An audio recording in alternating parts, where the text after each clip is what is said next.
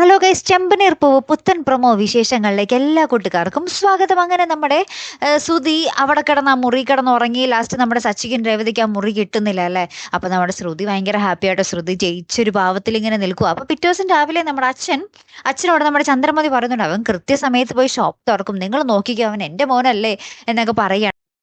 അപ്പൊ നമ്മുടെ ശ്രുതി വന്നിട്ട് നമ്മുടെ ചന്ദ്രമതിയോട് പറയുന്നുണ്ട്, ആന്റി ശ്രുതി ഇതുവരെ എണീറ്റില്ല എന്നിങ്ങനെ പറയുന്നുണ്ട്. അപ്പൊ ചന്ദ്രമതി ആകപ്പാടെ ഞെട്ടിത്തകർന്ന് നിൽക്കുവാട്ടോ, ഇവൻ ഇത്രയും നേരോട്ട് എണീറ്റില്ല എന്നുള്ള രീതിയിൽ. അപ്പുറത്ത് നമ്മുടെ രേവതിയും സച്ചിയും കൂടെ രാത്രി ഉറങ്ങാൻ പോകുന്ന സീനും കാണിക്കുന്നുണ്ട് അതിനിടയിൽ.